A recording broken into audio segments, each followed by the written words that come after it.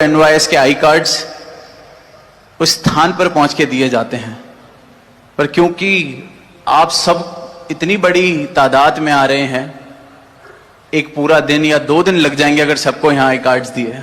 पूरा दिन आपका वेस्ट होगा, शायद आपको रात भर सोने को ना मिलता।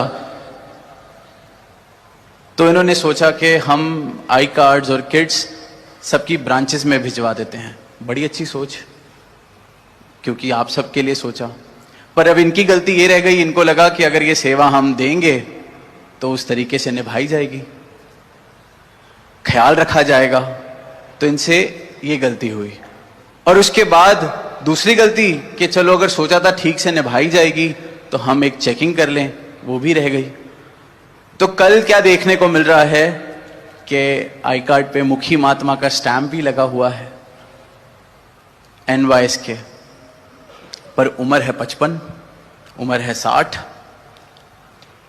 फिर आज पता कराया क्या मुखी महात्माओं को ये नहीं बताया था कि आई कार्ड देते वक्त 15 से 45 की आयु का ख्याल रखना है। इस बात का ख्याल रखना है कि इसी एज ग्रुप के महात्मा को आईडी कार्ड मिले हैं।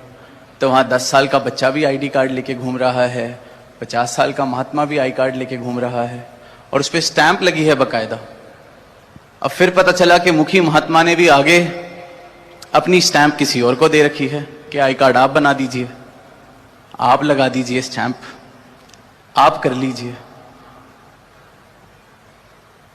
तो ये तो एक छोटा सा प्रमाण है जो सदगुरु माता जी को और दास को 2 दिन से महसूस हो रहा है कि हम सेवा तो ले रहे हैं, कह तो रहे हैं कि हम कहीं मुखी हैं या हम कोई अधिकारी हैं या हम सेवादार हैं, पर हमारा अपनी सेवा के प्रति क्या एटीट्यूड है, क्या सीरियसनेस है,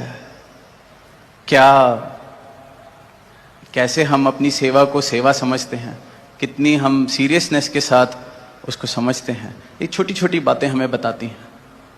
तो सिर्फ और सिर्फ आत्मा मंथन समागम से ही हो रहा है, तो आत्मा मंथन की जरूरत है।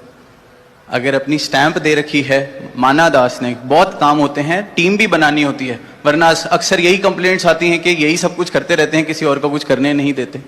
पर जो जिम्मेवारी वाले काम हैं, जहां आप अपनी स्टैंप दे रहे हैं, वहां कम से कम ये तो चेक करें कि किसी ने उसका मिसयूज तो नहीं किया। ये तो वही बात हो गई, क्या फर्क पड़ता है, वहां किसको पता चलना है।